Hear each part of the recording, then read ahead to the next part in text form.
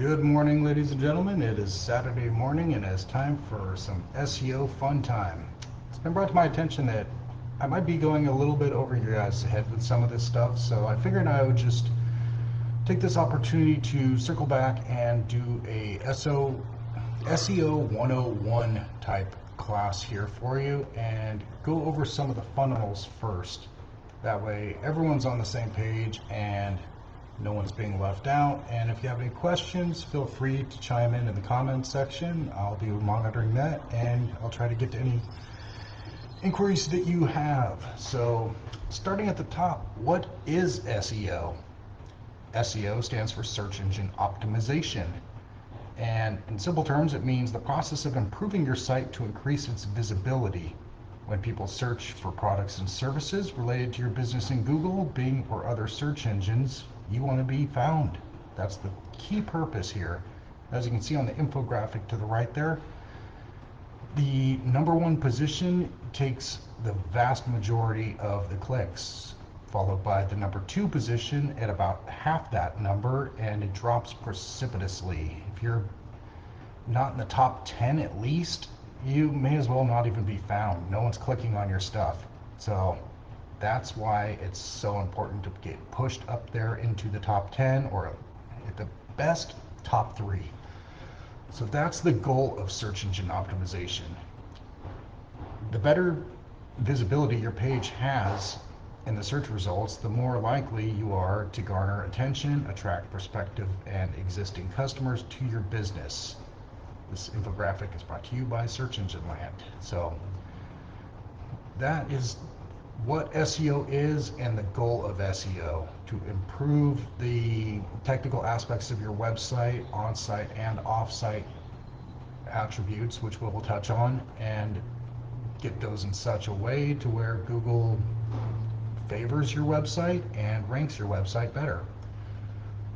So moving on from that, the next is SEO pricing. Here's another stumbling block a lot of people come to me with. People seem to have it in their head that SEO costs like $400 or $500. There's two types of SEO companies in the world. There's the guys that do SEO for $400 or $500, freelancers. You'll find them on Fiverr or Upwork or whatnot. Generally, these are independent contractors out of India, Pakistan, or one of these countries, and you will really playing Russian roulette with these guys. A lot of people go there because they're cheap. They talk a good game. They say they're going to increase your domain authority and get you all this traffic, and you spend $500 for 1,000 backlinks or some goofy offer. And oftentimes it ends up doing more harm than good. The backlinks are trash. They're all zero domain authority, and they're just dragging you down. At worst, they're spam, and you're just going to end up making your click-through rate just terrible. I've seen some instances where people go on there and they manage to get their site completely kicked off of Google. We had to recover it from screenshots that they took of the site and totally rebuild it, change the URL, name, address, phone number. Everything had to be different because they went to Fiverr and really hosed themselves. So I highly advise not doing that. There's two types of SEO companies. There's those guys, and then there's real SEO companies that you pay more for to fix what those kind of companies do. Their average SEO cost in the US is $150 to $250 an hour. That breaks down to about $2,500 to $10,000 a month for your average US campaign. The average SEO plan, therefore, is about $2,800 a month. And that is about what my highest plan offers. I do total national SEO for about that month. And most people, that's just your average SEO. So coming in at $1,000, I try to fill in that gray area a little bit between what the big SEO companies are pulling and what the freelancers are offering. I'll do professional level service for less than the competitors, but more than the freelancers. So that's kind of the gray area I try to occupy. Enterprise SEO is like really trying to take over your industry for an entire geographical area. That takes a lot more man hours, a lot more work, a lot more goes into it. So those are about 5,000 to 25,000. E-commerce websites are a little more labor intensive with all the product pages and whatnot. So those range from 2,000 to 10,000. These are national figures gathered from, I think it was Backlinko, and there's a couple other websites. If you just Google how much is SEO, you'll find a lot of the same figures across many sites. But if cost is the only thing that you're considering when you're looking at an SEO campaign, you're really kind of looking at it in the wrong sense. When I got this doctor right here into the top 3 positions for the city for the term primary care, his phone's exploded. He's pulling 1,000 calls a month, and he blew through his annual projections in the first 6 months we worked with him. So it's not a question of how much does it cost, but what's the ROI that you should be asking. How is the return on investment? Generally, SEO is a little slow to get off the ground. It's like a blue chip stock. It grows slowly over time. But the good thing about that is that even though you're paying X amount on month 1, on month 10 you're still paying that same amount and you're bringing in 20 times more clients than you were on month 1. So the cost per acquisition for each client just keeps getting cheaper and cheaper the longer you stick with it. And also, the longer you stick with it, the more keywords like primary care, you're able to grab more keywords. This guy's now ranking in the top 3 for about 20 different search terms. The longer you go, the more keywords you're going to rank for and the better you're going to rank for them with. So cost per acquisition should be a primary concern when you're addressing an SEO issue. And I would run for anyone saying, I will definitely get you on page 1 in 1 month or something like that. There's no way anyone can know that. There's a lot of ranking factors. Google is finicky, let's just say, and no one can presume to be able to predict what they're going to do or how they're going to react to their ranking efforts. So they're lying. Anyone who says it depends and starts going into details, that's probably the person you should look at, because they're trying to analyze the situation. And like I say in a lot of conversations, giving a diagnosis without conducting a thorough evaluation is malpractice. In the medical industry, just as it is in the technical industry. I can't tell you how well your campaign's going to perform without looking at your competition, looking at you, looking at your website, looking at your goals. A lot of things come into play, and when we're building out an SEO campaign the right way, it is labor intensive, it is time intensive, and it is a very niche skill set with a steep learning curve. So, like any other skilled trade, it does cost money to do it right. And if someone's quoting it too cheap, they're probably cutting corners and going to do more damage than good. Think of it this way: you wouldn't pay someone standing in front of Home Depot $500 to paint your house, would you? So that's a little something about the pricing of SEO today. Moving on to the next slide. What is local SEO? Local SEO is the map section like we were just looking at right here. When you do a search in Google, you're going to find, when you do your search, you're going to have a couple of ad positions here. You're going to have your local search results here with the map section. Then you might have a couple more ads here, and then what we call the organic section. So local SEO is local search is an integral part of SEO strategy, targeting customers in a specific region, city, or neighborhood. That's the good thing about local SEO. You won't see Home Advisor or any of the Angie's or Thumbtacks or those guys in the local pack. They may run the organic section for the first couple of results most of the time, but you'll never see them in the maps. That's where you have your advantage. If you are a small local operator, you're going to edge everyone else out and you're just going head to head with your peers. That's why when we do build out websites, one of the first things I recommend is researching your competition to see what they are doing. Because obviously, if they're in the top 3 positions, they're doing something that Google likes. So success leaves clues. By doing a little competition research, you're able to see how many pages they have, how many words are on each pages, what keywords are being utilized. There's a couple tools to do these kind of research. I have an expensive paid platform, and I do audits for people in the group here, but a free one that I often recommend is SEO Quake. You can find it in the Google Chrome store, and it's a good free tool that hooks you into SEMrush, which is one of the premium platforms, and it'll give you a couple free searches on a competitor. So if you were to go to that person's website, then you click on the icon up in the extensions plugin bar at the top right, it'll bring up a page, and you can pull up in their on-site issues, you can do an analysis, you can look at their link profiles, you can look at a lot of things there. So that's a free one you might want to check out. But I think I'm digressing a little bit.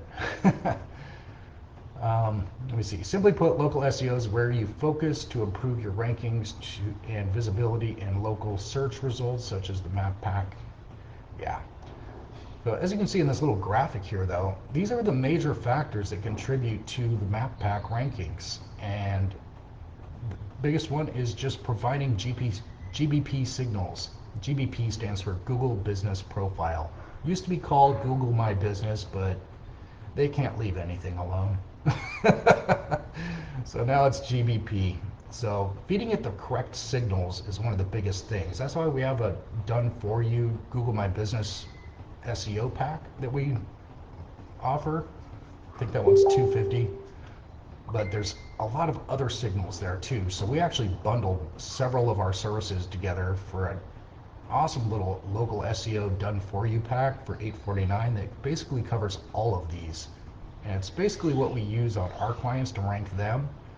And it's just hyper focused on the local SEO, just to kind of make it more lean and mean and hyper focused rather than the more expensive generalized SEO that kind of hits this and the organic and some other things. So this is a hyper-focused package that's just dedicated to the maps where a lot of the searches take place. Now, signals is one issue. That's comprised of Q&A on your Google My Business profile. It's comprised of soliciting reviews to your Google Business profile. I have a YouTube video on how to solicit reviews in under a minute, so check that out if you're interested in that one. And I also have, signals consist of posting. There's a section in your Google Business profile in the top left of the taskbar called Posts. The posts, you can tag your primary keyword, write a quick original little paragraph, add your whatever links you want to add, do various socials or YouTube videos or whatever else, and you can add pictures, videos, all that good stuff. One thing I recommend is when you do add a post and you drop a picture on there, make sure that it's a picture that you yourself took with your phone of a job site in an area that you want to rank better in. Because when Google does see that post and it looks at the picture, it doesn't see pictures, it sees lines of code. Two of the lines of code that really matter to you right now are the alt text, which is the name of the picture, and the geotagging, which is the coordinates embedded in that image. So Google's going to see the name of the picture and where the picture was taken. So if you titled it something that corresponds with a term that you want to rank for, like psychotherapist near me, that's a good one because that's a search term that has really high search volume, but it's something that you really can't shoehorn into a paragraph or a sentence without it sounding completely wonky. So renaming an image that is a great way to utilize that tag, because with Google, a tag is a tag is a tag. Whether it's a header tag, a meta tag, or an alt tag, it's a tag. So tag your images accordingly. And also the geotagging, will help you rank better in that area for that particular search term. So when you combine that, changing the name to a high search volume search term like therapist near me, you're going to rank better for that term in that area that that picture was taken, because the geo coordinates will inform Google of that fact. So they'll see that you do this service in this area. And that's how you green up a certain area of the heat map. I'm sure you've seen me drop pictures of green, orange, and red dots all over a city. It's basically the search results. You may show up in the top 3 right outside your doorstep, but if you were to walk a couple miles down the road and do that same search again, you'll find the results are a little different. That's where heat mapping and tracking your rankings across a city are especially important in local SEO. That's one of the metrics we use. We don't only want to get you ranking for the right search term, we want to get you ranking in the right place for the right search term. So if all the money's on the north side of town, you can bet your bottom dollar we're going to be targeting the north side of town. So that's a little something about local SEO and our new little mega pack there, hyper targeting the map section to put you right here for the right search terms. Moving on from that, what are the other types of SEO? Now you got some basic SEO tasks that are pretty universal, like setting up Google Search Console, Webmaster Tools, and Analytics. These are free tools Google offers, so there's no reason not to do it. They're a little tricky to figure out. Again, I made a video walking people through how to do this. Check out my YouTube, and in there you'll find a link on how to set up Google Analytics and Google Search Console. And it's pretty straightforward. If you have any questions, feel free to DM me and I can walk you through it, or on a Zoom, or shoot another video or something. Also, if you're working with WordPress, you want to make sure all your plugins are in there. We have some very special plugins we use with WordPress, which is why we recommend it. We have advanced ranking schema plugin and a local geotagging schema plugin that do wonders for local SEO. In addition, a couple plugins I highly recommend is either Rank Math or what's the other one? Rank Math's pretty good. I like that one. And also WordFence for security. I've had one site hacked early on when I started doing this thing, and I found that WordFence really keeps the hacks away. They're a very good company. It's a free plugin, so definitely I add that to all my sites, and I haven't had any problems since I started doing that. But there is a couple plugins. There's a couple search boards where people will discuss these issues. There's some plugins to help speed things up. There's plugins for SEO. There's plugins for geo-relevance. Since WordPress is open source, there's hundreds of plugins for everything. One I really like, since I'm down here in South Texas and there's a high Mexican population, is there's also a plugin where I can add a button to the top of the page to click, and it'll convert all the content on the website into Spanish. So, sí en español. Also, one thing that's important to remember is to create a sitemap. This is like a table of contents that you can add a link on. I generally stick the link in the footer. That way it's down there with the terms and conditions and all those ancillary links. But when Google crawls through your site and it finds a sitemap, it'll have a table of contents, and it'll basically tell Google, I have 15 pages. These are those pages: home, service 1, service 2, service 3, about us, contact us, the generics. But that really helps get all your pages indexed correctly. And that can be done, again, in Google Search Console. So once you have your sitemap, and once it's Google or WordPress automatically creates them. So you'll be able to find that particular link. You then go to Google Search Console and you load that link and click go, and it will index your site. It's basically like handing in your teacher your homework and having her grade it right there in front of you. It's nice. You also want your robot text file, and your whatever webmaster tool you are choosing to use. This particular graphic I stole was from Ahrefs, so they are obviously recommending them. And they are one of the biggest platforms. Ahrefs and SEMrush are two of the um, biggest platforms for SEO tools and monitoring. They have some excellent products, but they are quite expensive. So that's probably not the route you as a business owner are going to want to go with. But me as an agency, yeah, I utilize these high-end tools. So if you want me to run an audit on your site, just ask, and I'll save you your money and just do it for you. Another couple issues that, well, if you've had an audit from me, you'll notice that I touch on a lot of these, is your on-page SEO and technical SEO, which are kind of the same and interchangeable. Factors here are to, keep your URLs short.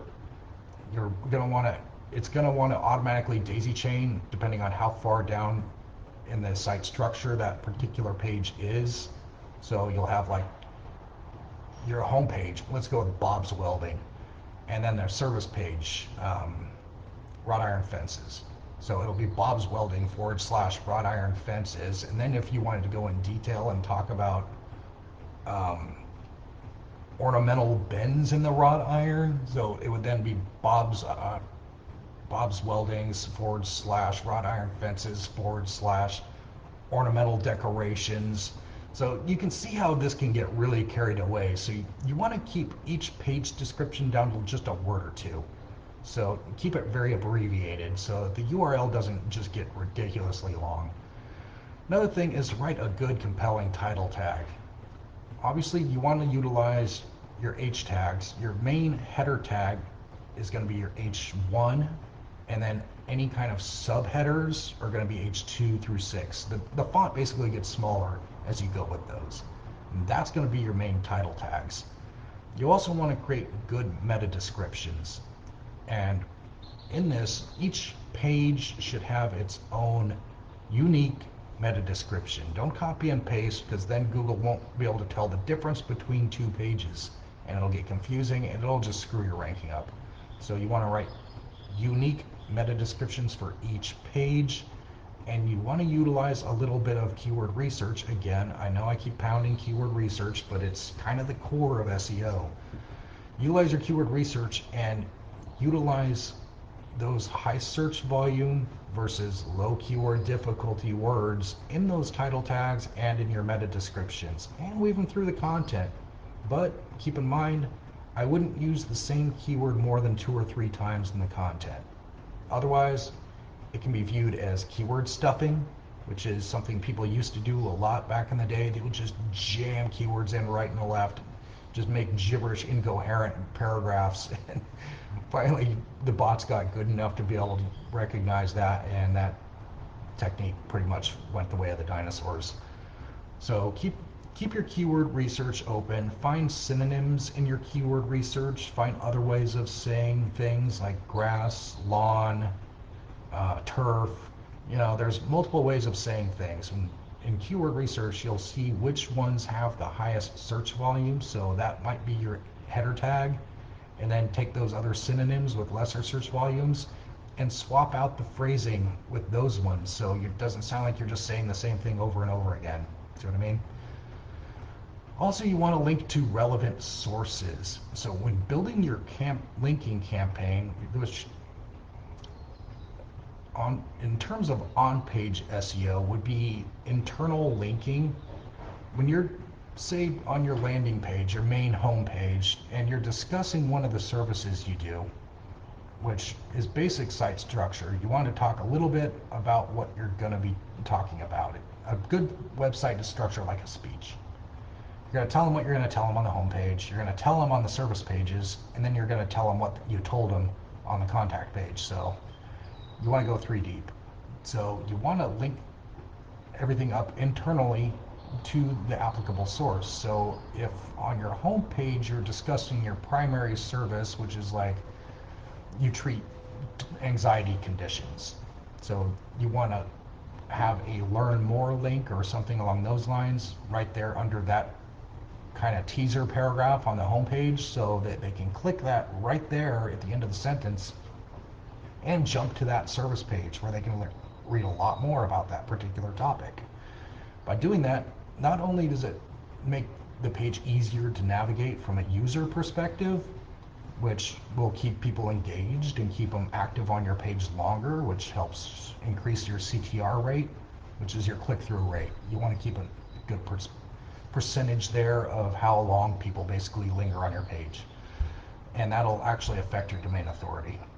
But aside from user experience, which is primary, never doubt that, it also helps with crawlability from the bots. The bots are going to search your page at random or when you request indexing, and if everything's hyperlinked to everything else, it's able to bounce around your website and find all the pages super fast, and that really helps you out.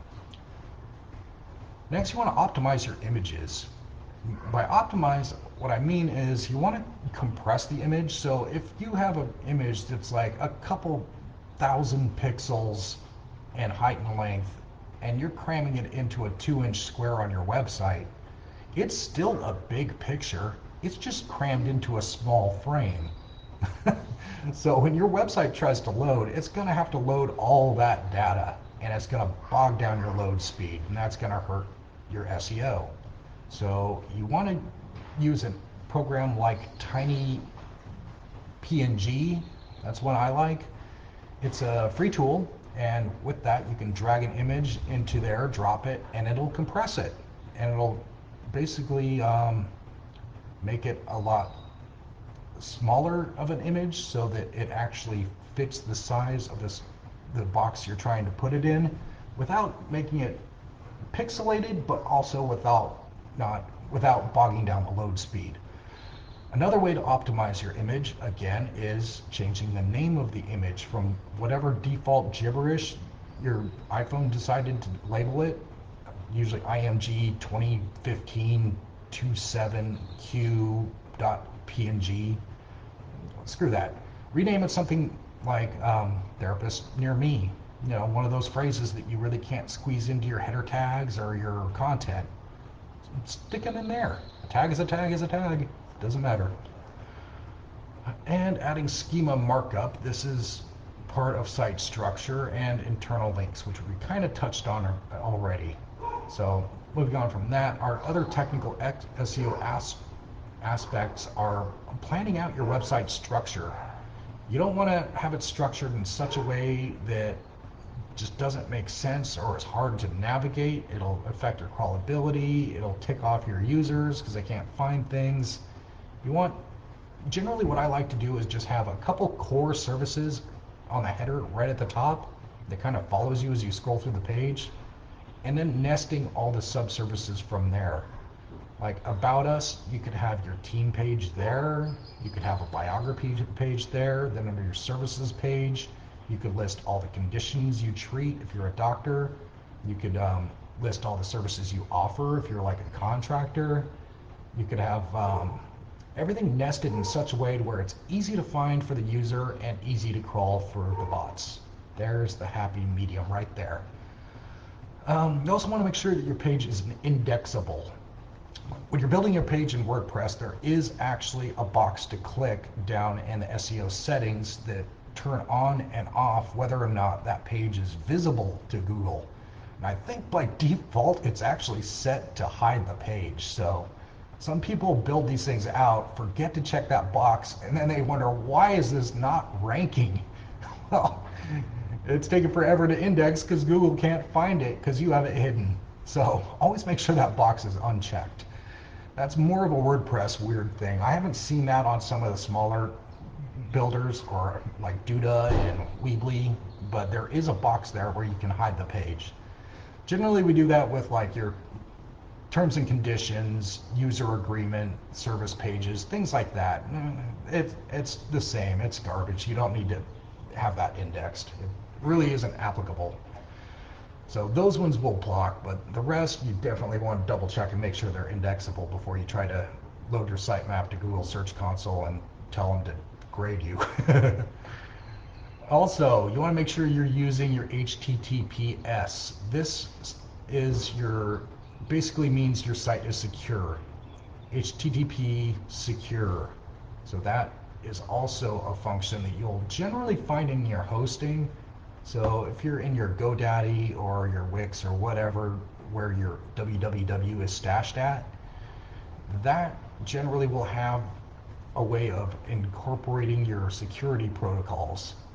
Now that'll also come with a security certificate, and once it's all made it upright, you'll get your usual HTTPS before your URL, and that means your site is secured.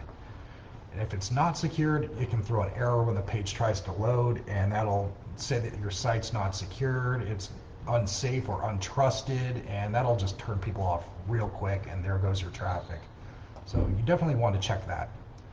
Also, make sure your website is accessible at one domain. You want to have at least one domain attached to your website, otherwise it's not going to load right, which means you have to go to your GoDaddy or Namecheap or wherever your domain's at and load the name servers so it knows the physical address of your website, just like using a map to find your buddy's house across town. The domain, your website has an address also, and the domain has to have a copy of that address so it's able to find your website.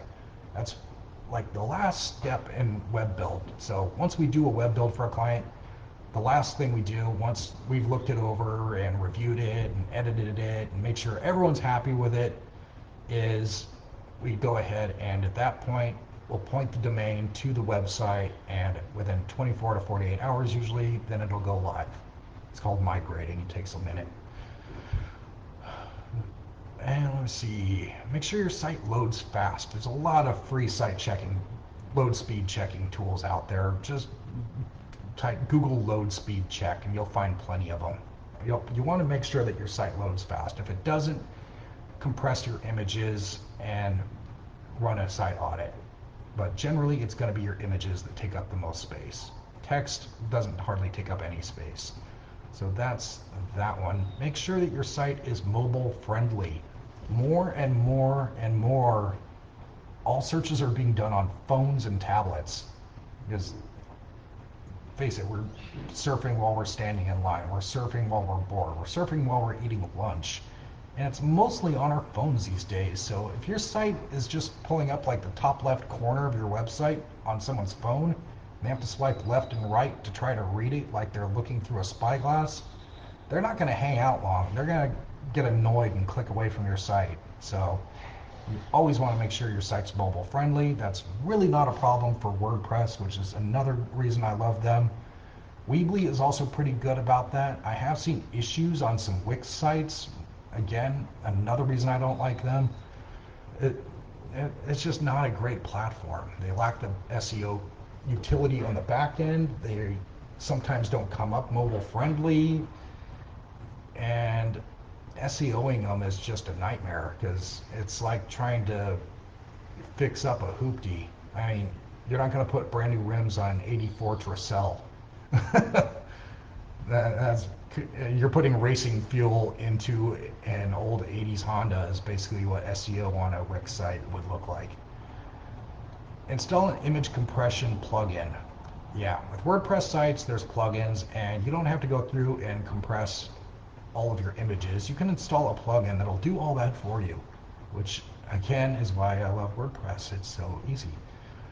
Also, fix any broken pages. A site audit will determine if there's any 404 results, which means it found a page that isn't linked anywhere to the website. So if you were to just click around following links on the site, you would never find a certain page unless you happen to know the URL. So that is what happens when you get a little too fancy with your site structure. Again, make sure it's tiered and hierarchical. And don't leave orphan pages out there. That will definitely get you spanked. And even worse than broken pages is duplicate content. Now this applies to not only on-page technical issues, but with off-site as well. Here's how I mean. Now, you have all the content written on your website, right? Now, if you go and add a blog to that website, and you basically copy a paragraph from one of the service pages, and you then rip off that for the blog, that copied section is still duplicate content. and Google won't index it. It'll look at it and go, oh yeah, I've seen this before, and it'll throw it away. So don't do any duplicate content on your website. Don't do any duplicate content on your blogs. And also, that applies to any kind of links that you have out there in the ecosystem. Um, by which I mean your citations. You want to get your website listed on all the major citation directories for your industry. If you're a psychologist, this means Psychology Today and a bunch of other um, directories and journals and whatnot. For contractors, this would be Manta, Home Advisor, those guys. I wouldn't recommend buying their leads. They're terrible and they sell the same leads to 10 people at the same time, and it's just a total ripoff. But it is a good domain authority to have your URL at least hanging there for the free profile. So take it for what it is. But again, don't make the same content. You don't want to copy a paragraph in your About Us section off your website and plug that into your user profile on that particular citation. You will lose that citation because Google will see it's duplicate content and throw it away. And then you just wasted like half an hour that you spent creating that profile.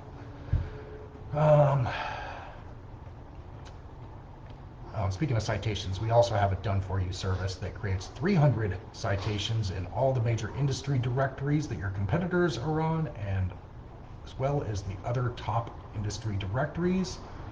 All 300 citations have all original handwritten content, as well as embeds with your Google Business Profile map, your YouTube profile, and all of your socials. So if you're interested in that, it's only $29.99 a month, and I'll be happy to get you started anytime you're interested. Moving on, what are some of the important SEO ranking factors? This is the gold here. The main ranking factors are as follows. A lot of different programs flag a lot of different ranking factors, but for the most part, these ones I see consistently across all of them. So there's some pretty good agreement there. But in addition, you also have, you want a secure site. You want your HTTPS enabled. You want your page to load quickly. If it takes forever to load, people are going to click away. They get annoyed fast, which means compressing your images, or if you have WordPress, loading an image compression plugin that'll take care of that. Mobile friendliness. If it doesn't come up on mobile, you're missing out on half your search traffic, which means your potential customer base is about half what it should be. So definitely make sure it renders well on cell phones and tablets. Also, domain age is actually a good ranking factor. If you have an older domain, if you've had a website since the 90s, that domain has been aged like fine wine, and Google will treat it with all the love and respect it deserves. Also, URL authority, domain authority. This is a factor that SEOs routinely exploit, because since we know what Google wants to see, we can feed it everything it wants and make Google so happy it will reward you with all the domain authority you deserve. Also, a major factor is optimized content. This is content that's high quality, niche relevant, so it demonstrates niche expertise, and it also utilizes all the right keyword research. That kind of ties all three of these together, and that forms over half of the main equation for ranking. So if your website is written with keyword research done ahead of time, and you know how you want to structure the site, you know what keywords you want to use, and you can piece it together like a puzzle and then write the content around that, you're well ahead of the game. Consistently publishing good content that speaks to your particular niche, utilizing the right keywords in the tags, are where it's at. You want to use your main search term that you're trying to rank for in the title tag, your H1 tag. And again, in your keyword research, you want to find terms that have good search volume but not too high of keyword difficulty. You want to find the sweet spot. Those are the ones that you'll be able to get without having to submit 500 blogs and a couple magazine articles and a press release and everything else. If it gets too crazy, I've seen this in solar. Solar's crazy competitive. So for your small business or private practice, just stick with the core stuff here and you'll be fine. This applies to content on your website, content in your blogs, and everything else, everywhere else you're putting content. Make it original, make it speak to your customer, speak to their pain point. Another thing people often overlook when they're writing these things is just copywriting 101. What are your potential customers' questions? Keyword research will answer that. If you type in like anxiety, you're going to find it's got 2,800,000 some odd hits a month. Now, if you add who, what, where, when, why, and how to that keyword and do a search, you're going to find a lot of questions that people are plugging into Google. Like,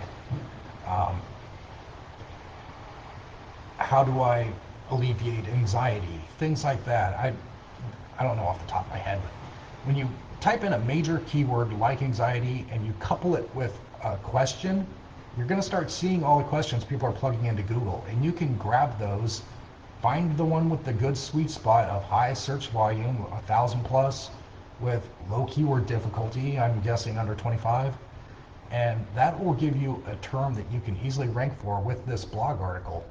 You could then use that in your title tag, and then in the content, use the other synonyms.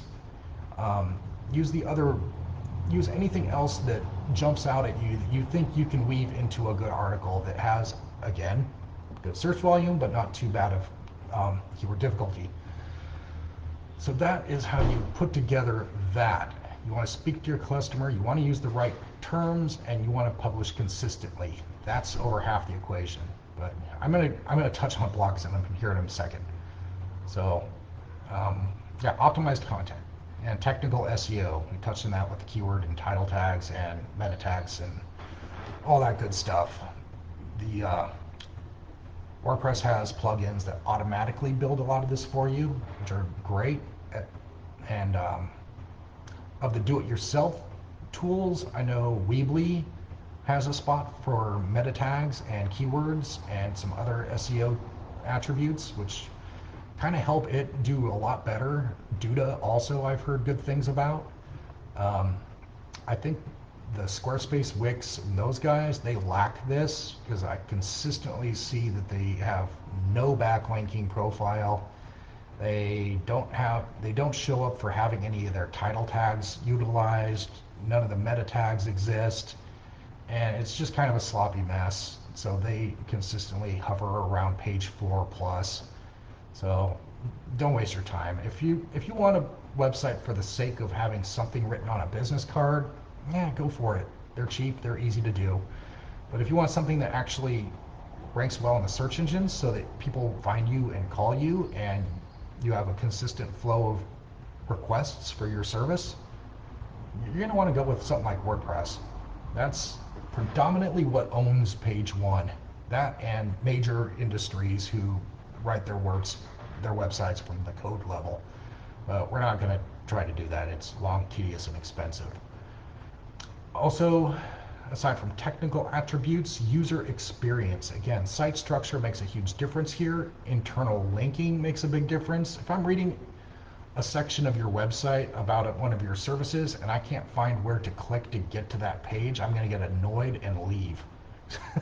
Always put a button to get to read more or learn more here or click here to learn more. More links are better than less links. So make it easy.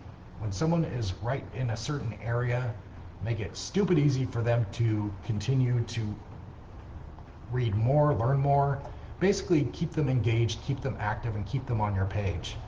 So that also ties into links, which I just touched on, and social signals. You can get social signals by being consistently active on your social media campaigns and funneling traffic that way.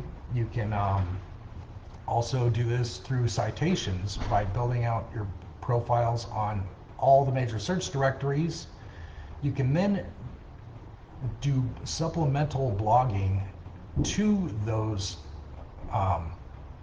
search directories as well. By doing that, you're basically daisy chaining a funnel to it. So imagine this. You have 7,500 blogs out in the internet, and those 7,500 blogs are pointed at 2,500 blogs. So they are referencing another blog. And then that blog is sending people to your Yellow Pages directory listing for your business. So now people are clicking on that and they're coming in through there. This kind of ties into an analogy I like that how many creeks feed the Mississippi River? Nothing in the comments, huh? Thanks for chiming in there, Craig. Yeah, 7,000 creeks actually feed the Mississippi River. So that's kind of how supplemental linking works. If you have 300 citation sources, 300 directories that you're listed in, and then you funnel about 7,000 blogs into those directories, you're now scooping up a wide swath of traffic and you're shoving them down through that funnel into that directory source, which links to your page. And that is how you supercharge those citations and supplying all the social signals that Google needs to see, okay, this particular directory, the main keyword for this citation listing is like anxiety disorders again. And I'm seeing like all these people flooding through this link. So we should probably rank this person better for that particular search term because they're getting a lot of traffic across this link for that particular search term. Sometimes the algorithm gets it right. So that's how we manipulate that, and that's also part of our local SEO package. We build the links, we build the 7,500 blogs, and then we provide all the social signals that your Google business profile wants to see. Coupled together, that kind of covers all of the main attributes for local search. Also, your business information. This pertains particularly strongly with local search. Your Google business profile, when you first try to get it established, they can be a real pain in the butt sometimes. But if you've already got multiple citations out there with your name, address, and phone number consistently written across all of them, when you do set up your Google business profile, they're going to look across the internet for any kind of verification of the information you gave them. And if they got 300 people raising their hands saying, yeah, I got the same thing here, it's a slam dunk. You're going to get approved. It's going to be easy, and you're not going to have any problems. And you definitely don't want problems when it comes to Google. They can be a nightmare to deal with. They don't have a phone number, and they don't really have a support line. So if something goes sideways, it's a pain to get it straightened back out. So touching on blogging again, does blogging help with SEO? Absolutely. It not only helps improve your users' time on page, because you can use what I call the inception method, where you kind of touch on your service on the landing page, the main home page, give them a couple sentences to kind of tease them, get them engaged, to hook them, make it engaging, make it a hook, then have your read more here link, internal linking, to the service page for that particular service where you'll talk a lot more about it. Maybe you want to touch on a couple of the different modalities you use to treat anxiety disorders. And I know some of those modalities can get a little acronym heavy, which makes sense to us who have psychology degrees, but to the layman, they're just going to get annoyed and feel dumb trying to read it. So what you want to do is not get too acronym heavy. Write the name out of the modality. Let's say rapid eye movement desensitization training, REMBT. We can hyperlink that term as it comes up in the article and then write a blog about what is REMBT. I'm sure that has a pretty good search volume behind it, and it'll help alleviate any holes in potential clients' knowledge. So by doing that, you're kind of going 3 levels deep, like the movie Inception. That's why I call it that. And that helps with user engagement because it keeps them on there reading from the home page to the service page. Then now they're in the YouTube rabbit hole of bouncing around between blogs that are all interlinked. You can keep them on there for a while doing that. You also want to target your long tail keywords. So what a long tail keyword means is basically 2 or 3 words strung together. So rather than targeting anxiety, which has like, I think I looked at this with someone yesterday on a side audit. I think it had like 2,800,000 something, some odd thousand hits. So that's how many searches a month. But that makes it extraordinarily difficult to rank for because there's a ton of competition. So you want to search for anxiety disorder treatments or anxiety therapist near me. Let your keyword research be the guide. But when you type in anxiety in one of the keyword research tools, it's going to give you pages and pages of similar searches or long tail searches that incorporate that particular word. So again, you let your keyword research be your guide. Find the term that has good search volume, not so bad keyword difficulty.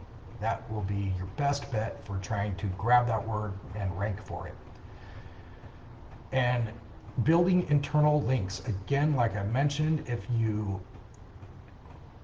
write a page of content on a service page, for example, like we were talking about with anxiety, and you hyperlink the modalities to that particular blog, you're now having that blog pointing back to your website, and you're having your website pointing at the blog, and vice versa. And one thing I like to do also is at the end of a blog, it'll link to similar articles. So you can really loop them into a rabbit hole. So they'll, just like YouTube, when you end one video, it recommends another one. If you, at the end of a blog, if you recommend a similar blog where you talk about other modalities, hey, have you tried brain spotting? Have you looked into this other modality? Or have you read about mindfulness-based cognitive behavioral therapy effects on anxiety? There's several different ways you can do this, but yeah, internal linking, recommending other blogs, that also helps improve time on page. And it also generates a backlink if you're guest posting. This is a great way to boost your domain authority fast, because if you are a new site and you don't have very much domain authority, you want to rub shoulders with someone who does, because some of that authority will rub off on you. So by writing a good blog and then looking at your main competitors, the top guys in the field, or even just blogs that are in your specific space or magazines. I know a couple of guys who've got articles published in Psychology Today and some of the other smaller publications. Those make for great backlinks, because when you write the article, generally what you'll do is you'll hyperlink that particular term. Like say you wrote an article on anxiety again, and you hyperlink the term anxiety treatment, and that links back to your profile page on, or your service page for anxiety treatments and your different techniques and modalities and all that good stuff. So 3 things happen. A, you're rubbing shoulders with someone with good domain authority because they're hosting your blog. That means some of that authority is going to rub off on you. The second thing that's going to happen is that term that you hyperlinked in that blog, anxiety treatment, is going to start getting traffic because that person has good domain authority, good traffic across their site. Their users are going to find your blog and they're going to click that link and continue reading. So as they start clicking that link, Google's going to see a lot of people are clicking this link for anxiety treatment to go to this website. So we should probably rank that website better for that particular term. So again, you rank better for that particular term you hyperlinked. You got better domain authority because you have someone with good domain authority hosting your blog. And third, all that traffic coming from their site through that link to your site is now site traffic for you, and the better your site traffic, the better your domain authority. So that's 3 ways putting a blog on someone else's site is great for boosting your domain authority. It's a win-win really, because now that person has another blog on their site talking about something else that they didn't have to write. So they've gained another page. They can reindex their site, and now Show Google that they're continuously pumping out content. Helps them and it helps you. So it doesn't hurt to go around and ask. And it also increases engagement. People like to get sucked into articles and engaging rabbit holes that answer all their questions. So feed them what they want. It helps user engagement, and ultimately, a lot of those people lurking around your blogs are ultimately going to surface with questions or just call you up and be like, I've been reading your stuff for a while and I really like what you're doing. I'm definitely interested in booking an appointment. So make use of those. Do your keyword research, find your questions, and answer those questions in your blogs. Next is backlinking. I've touched on this a couple times, and there's several different forms of backlinking, just like I mentioned with internal linking, linking your homepage, couple sentences talking about a service to that service page. You can also link from outside your page, kind of like what I mentioned with guest posting with a blog. Now, the same thing applies but let me just jam through this real quick. Backlinks are especially valuable for SEO because they represent a vote of confidence from another site. In essence, backlinks to your website are a signal to the search engines that the others vouch for your content. If many sites link to the same web page or website, search engines can infer that content is worth linking to, and therefore also worth surfacing in the search engine results, SERPs. So earning these backlinks can have a positive effect on the site's ranking position or search visibility for all the reasons I outlined in the last slide. Within SEO, link building plays an important role in driving organic traffic via search engines, especially in competitive industries. When combined with strong technical SEO, your on-page stuff, great on-page SEO, excellent content, good user experience, link building can be super effective at driving additional traffic. Citations are actually a form of backlinking because you're having user profiles out in the ecosystem all pointing back to your website. Guest blog posts are also another form of backlink because you have content on someone else's site pointing back to your website. Anything that hyperlinks back to you is a backlink. And beyond those two, there's also supplemental backlinks, which are like you drop a comment in a comment section of a blog saying, if you thought that article was great, check this out. And then you have a hyperlink for Anxiety Treatment Center, Columbus, Ohio. And that links back to your page. So that hyperlinked term is what we call the anchor text.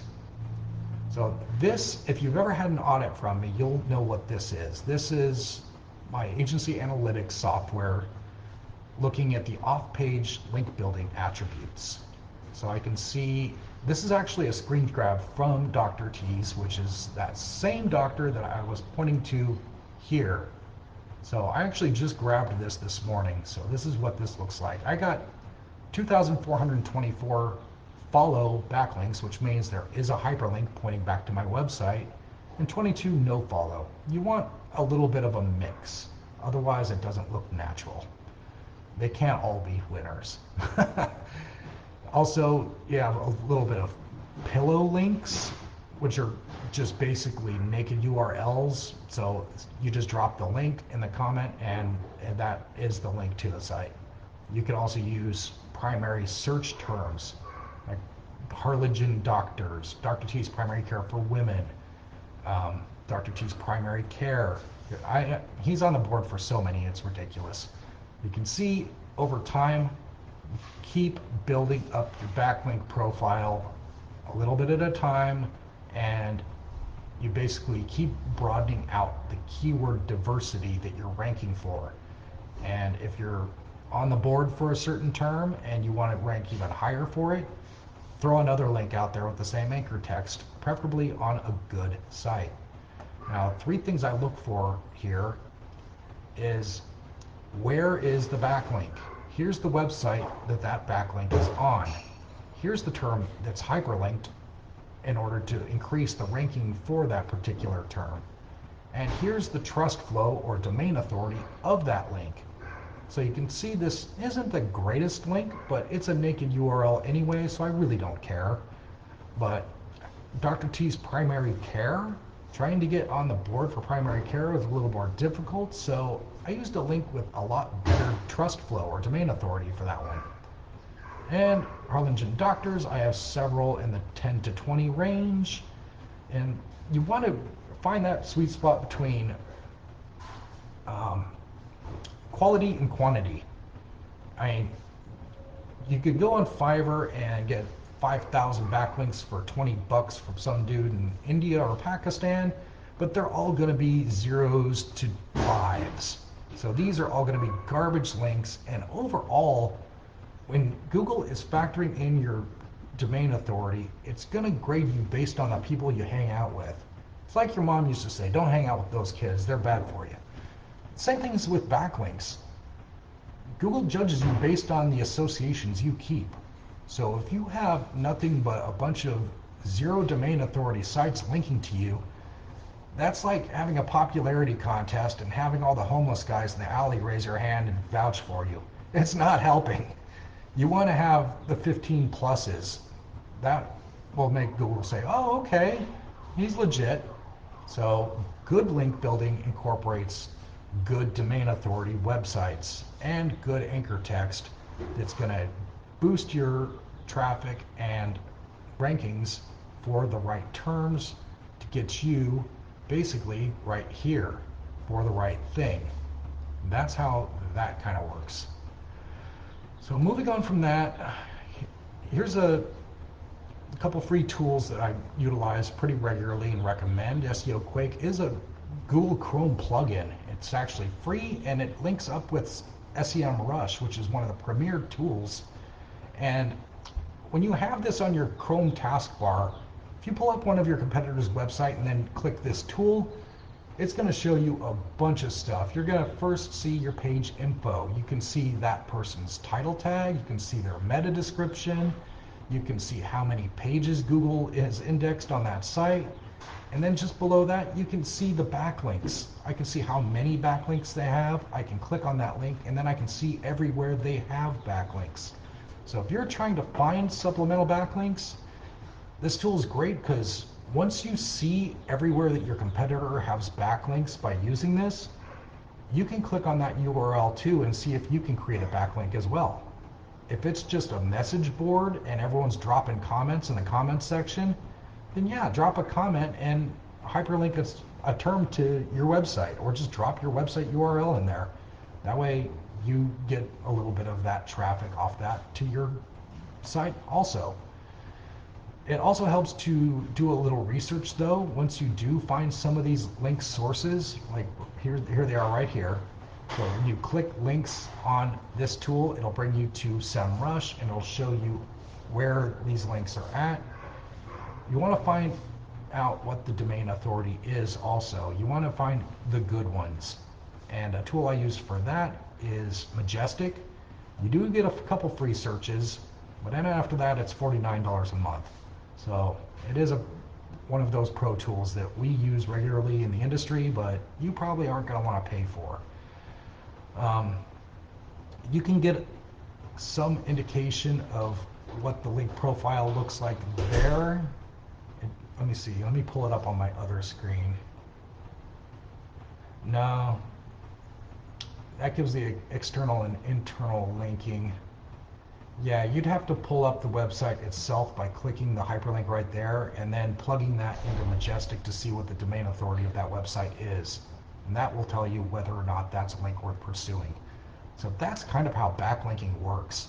We got to do a lot of competition analysis, going through all the links associated with your competitors, plugging them into Majestic, finding the ones that are good, and then writing an intriguing and engaging blog onto that page that incorporates the proper keyword research, hyperlinking, and whatnot. Other tools that I recommend are SEMrush, Ahrefs, Surfer. These are all pro tools that are fairly more expensive, but they are very good at what they do. So if you're serious about your SEO and doing it yourself, then you may want to sit down and watch lots of YouTube videos and invest in pro tools, which are going to be about $200 a pop. So that's why it's better to hire a company like me that works for less than you would hire a fry cook. You can see now, doing it yourself can get just as expensive as if you were to do your own remodeling job. Once you get all the materials and tools, and then you have to factor in the labor, forget about it. It's just easier to pay someone else to do it. So that's been my presentation today. Let me see, do I have anyone else still in here? Where is everybody? Doesn't look like it. All right, well, I'm going to go ahead and wrap it up. We went a little long today. Didn't mean to talk for an hour, but there's your core introduction to SEO. So now you know what SEO is. You know the different types of SEO, from local SEO, which covers your map section, and your on-site SEO, which is technical SEO, and some of the other ranking factors which tie into your off-site SEO, which is publishing niche relevant keyword rich content to guest blogs and backlinks and other posts, and that covers about 3/4 of the major factors. We also touched on engagement in the Google Business Profile. That's something we do in the Managed For You program. Internal linking, we also link up all your citations to 7,500 blogs, so that's also covered. So we kind of cover everything. Mobile, page speed, schema, all this stuff comes into play, but as you can see, these are the big guys. So by consistently publishing good niche relevant backlinks, blogs, citations that all utilize the keywords you're trying to rank for, that's how we keep growing that digital footprint. We also touched on how blogging helps with SEO, and how backlinks are found, built, and how they affect SEO, much in the same way as blogging and guest posts. And I gave you a couple free tools. So I also have several other free videos on my YouTube. Don't forget to like and subscribe. And when you do, you will be automatically entered for our Halloween raffle. This year, I'm going to be giving away a 10-page WordPress website worth $2,500. So don't miss out on your chance to win by subscribing today. Otherwise, thanks for attending my little lecture here, and I'll see you next time for Saturday morning SEO fun with Johnny. Have a nice weekend. I'll talk to you later.